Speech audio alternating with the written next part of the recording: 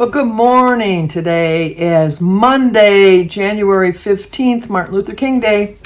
But we have our meeting highlights today. And this week it is how to build a satisfying meal. Okay, I'm going to repeat everything that you already know, but I'll tell you again in case you're new to my channel. I attend Thursday morning Weight Watcher meetings. I've just gotten into the habit of doing my meeting highlights on Monday just to start my week off. So I don't wait till Thursday to figure out what the meeting is about. I start right away on Monday. So I give you my meeting highlights on Monday. But on Thursday, on my daily vlog, I always tell you how I did. So if you want to know how I do from week to week, check out my Thursday daily vlog. and then I will let you know how I did. But how did I do last week? My goal for the 2024 is to lose a pound or less in a week. If I can lose a pound or less, I'm fine. If I can even stay the same, I am a no big mission to reach a big goal. I'm just going in little 5-pound increments. And so I think putting my mindset on just a pound or less a week is going to work for me. So let's see how I did this past week.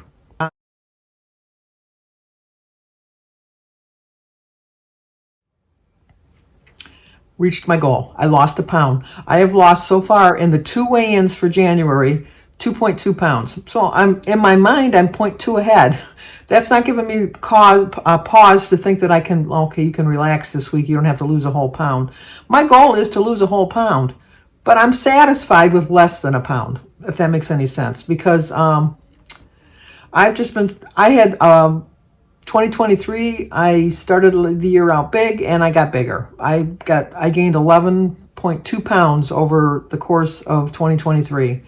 And my goal for 2024 is to lose 52 pounds, pound a week. So if I lose it, I lose it. If I don't, I don't. But I definitely don't want to be gaining any more weight. That is not in my plan. So the only way I'm going to do it is to build a satisfying meal. I've tried, we're 15 days in, I have tried to eat 3 meals a day. I go to bed very late at night. I go to bed like about 2 or 3 in the morning. I wake up about 9:30 naturally. And I don't feel like eating when I first get up. And so my first meal of the day isn't usually till 1 o'clock. And then I eat dinner right around 6 or 7. I'm not a big snacker, but my portion sizes are still too big. I'm still trying to rein in my portion sizes. I did try for at least the first full week of getting up, eating a breakfast right away, eating a lunch, and eating a dinner. And it was working because I was losing my goal of a pound or less a week. But I was feeling overfed, if that makes any sense.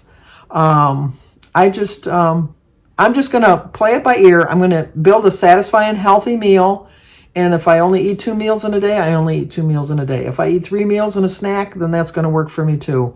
But I'm going to rein in my portion sizes and try to eat a lot more healthy.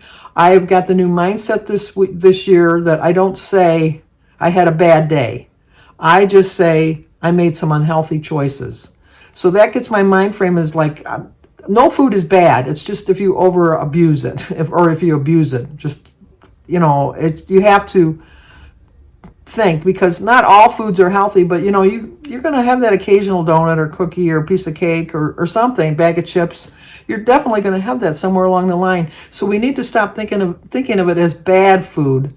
Just think of it as unhealthy food. My daily vlog for this week, my theme is going to be eating healthy. So if you want to get a little bit more inspiration, check out my daily vlog. I usually get it up right around 8 or 9 o'clock at night, Eastern Standard Time.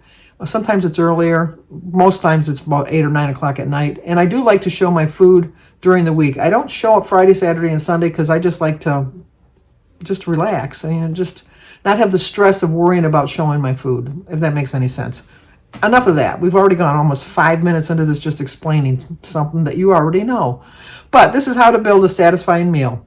Looking for meals or even snacks that check all the boxes, that are easy to put together, fit into your points budget, and keep you full for hours. Sometimes you need to check out different recipes to do this. So they say, try this. Build your meals by combining foods from every category. You want to get a protein and you want to get a fruit. We know I have no problem with fruit. I I really eat too much fruit. I know that. And it's sugar, but it's natural sugar, but it's still sugar. And I know, like they say, a cup or a whole piece of, like a cup of berries or a banana or an apple. That's fine. It really is. But I do eat too much fruit, but I love fruit. And I say this all the time, I love vegetables, but somehow it just doesn't seem right to have a vegetable at breakfast unless you're having an omelet and have an omelet in your breakfast, like have all the fruit, vegetables in an omelet.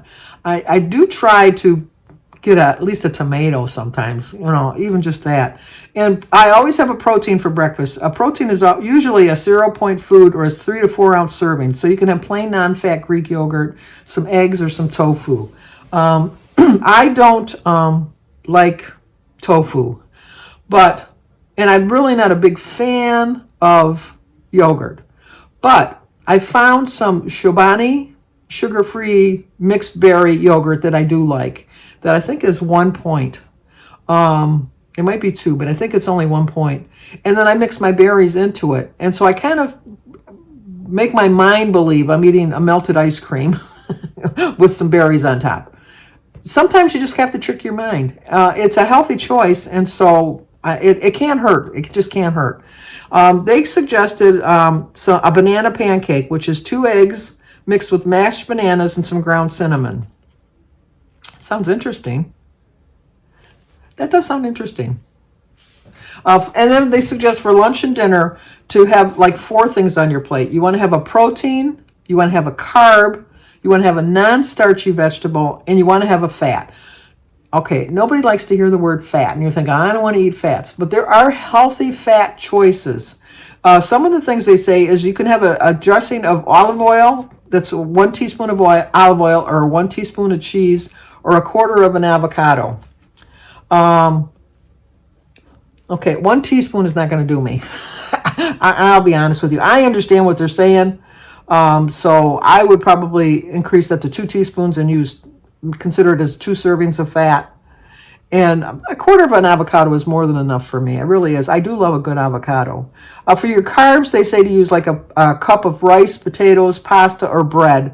If you have bread, it's 2 slices. I like the Ezekiel bread, which is 1 point for a slice. I also like, Aunt Millie's has a 5-seeded bread that's 1 point that I do like. And there's another bread that I eat that's not very high in calories. I'm not a big white bread person, so that kind of works in my favor. I like a whole wheat, which is truly a whole wheat. Check the ingredients, make sure it's a whole wheat bread. I do like seeded bread, which I really shouldn't eat seeded bread because I have a little bit of an irritable bowel, but sometimes I just put up with it because I like a seeded bread. You just got to figure out what works for you. You just do. Non-starchy vegetables you can eat as much as you like, which is salad greens, broccoli, or cauliflower. Sometimes when I make my vegetable platter and have that for my lunch and brunch, or whatever you want to call it, it looks like I could serve 4 or 5 people. It really does, because I usually have some broccoli and some cauliflower and some green pepper and some red pepper and a cucumber and a tomato and some mushrooms, and that's a lot. But you know what? It just fills you just for a hot minute, and so then I dip it in some dip for a couple points, and it just really covers all the bases for me. And protein is also a 0-point food: chicken, fish, tofu, or steak. Or eggs. I eat a lot of eggs. I eat a lot of chicken. I do like a good steak, but not one that I make. I know that the reason steaks taste so well outside of, like when you go to a restaurant, is because they smother it in butter. Let's be honest. They're not just taking a piece of steak from the refrigerator and put it in a pan. They're like really seasoning it with a lot of stuff, which makes it so when you go out and order a steak, make sure you check your tracker. If you have the Weight Watchers app, or even if you don't, the Healthy app has that. There's another one, I think My Foods or something like that. There's a lot of different apps that you can check out and see exactly how many points and calories a good piece of steak is. But I tend to not eat a lot of red meat, with the exception being a good juicy burger, which is not healthy for me because I get the 80-20, because I like a lot of juice in my burger. But I'm not a big turkey burger. I do not like a garden burger. So I think every once in a while, it's not going to hurt to have a really good juicy burger. If you're going to put it into your diet all the time, yeah, that's not really healthy for you. If you have a good juicy burger once a month, how's that going to hurt? It's really not going to hurt. Unless you have dietary issues, obviously, but we'll see. And they suggest a chicken breast sandwich with tomato, spinach, avocado, and Dijon.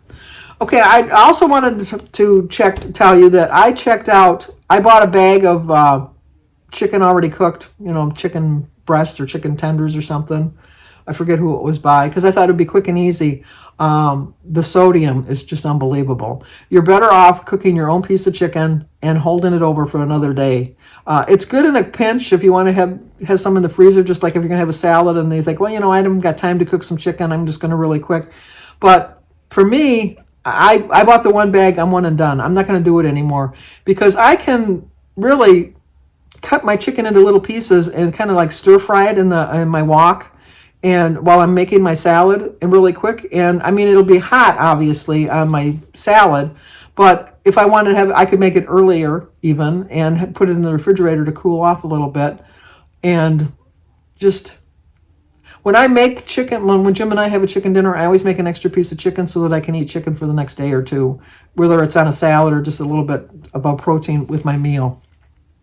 But this will be good for either lunch or dinner. Also, a snack would be a 0-point food, like a cheese stick, a hard-boiled egg, some hummus or beef jerky. I'm not a big beef jerky fan, but I like all the other things. I'm not really a big hummus fan. I will eat hummus, but I'm not. And I love chickpeas. I love to put chickpeas on a salad, but as soon as you mash them up, the texture or something changes, and I just don't like them. And for produce, usually your usual serving, 1 cup of fruit if you're on the diabetes program. But you can have carrot sticks, bell peppers, apple slices, fruit cups. There's so many things. You can also put some hummus with some fresh veggie chips. I've never tried those veggie chips. I see a lot of people eat them, so I don't know. They look pretty good. Sometimes I buy like breadsticks. The little breadsticks, because you can dip those and they taste pretty good. I like those. I like the naan bread, Naan, the little tiny little dippers. I do like those. They're 1 point for each one. Those are a quick little snack. I also like the turkey pepperonis. You get 16 of them for 1 point. I think it's 1 point, maybe 2 points, but it's very low in points. And 16 of them is a lot.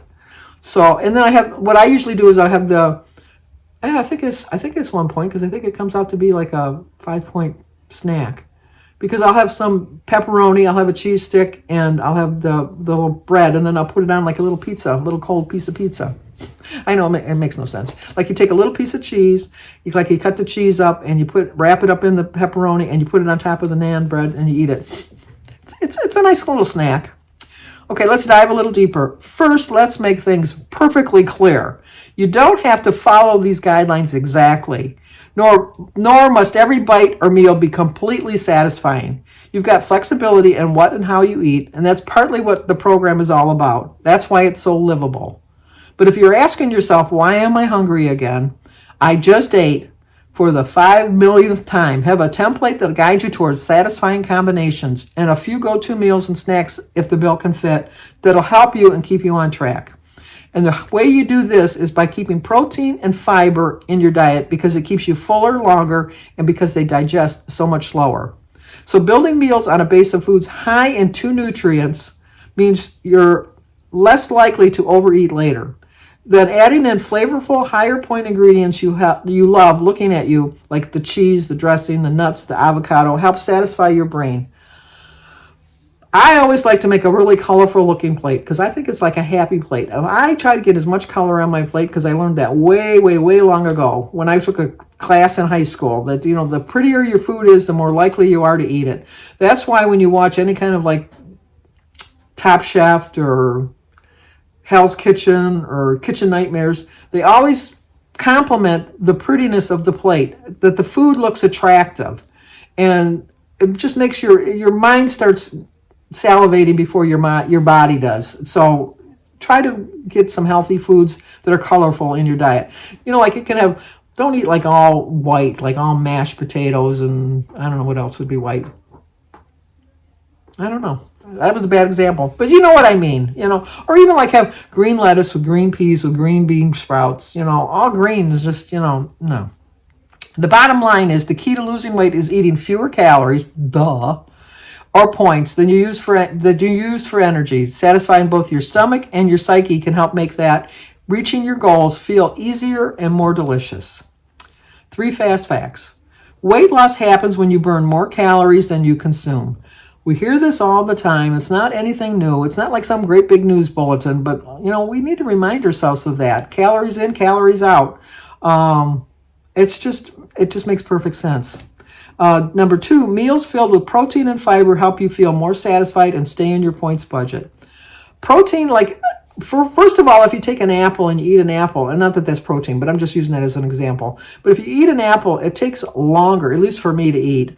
And gives your brain time to catch up to let you know that you're full. Whereas a cookie, you can finish a cookie in 3 bites. So, and then your brain is like, okay, more, I'm not ready. It doesn't know. So, and then protein stays with you longer because it gives your sugar level on your body, it reaches a plateau and it stays there for a while. Whereas if you eat a cookie, it shoots up, but then an hour later you're crashing and you're thinking, I need another Snickers bar. That's why you get hangry. And number 3, having a formula for satisfying meals help prevent in-the-moment decisions. I did try planning my meals. I am still doing that. I'm not as dedicated as I was at the beginning of the year, but I'm still doing it. I do find that it helps me decide how to make smarter choices and keep me on track along the way. So just do whatever works for you. That's all you can do. And just know that if you really try to build a satisfying meal, it's going to become a habit, and you'll be glad you did. So like I said, I've lost 1 pound for a total loss of 42 pounds. I got a 40-pound charm. I was very happy about that. Again, I got one once before. I never really received it because by the time I hit my 40 pounds, I was doing online.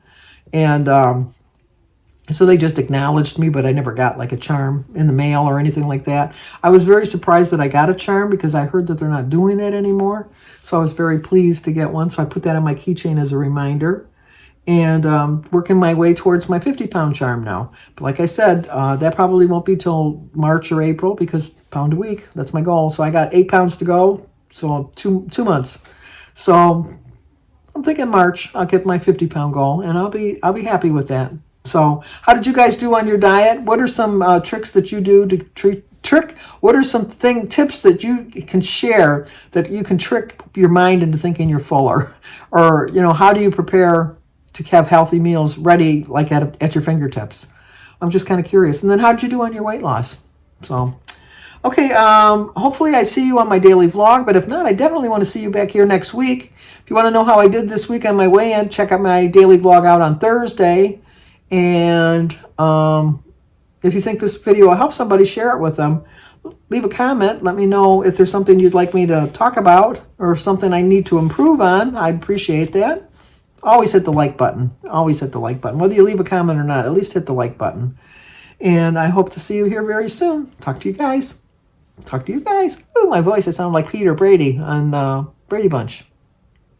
Hope to see you on my daily vlog. If not, I hope to see you here next week.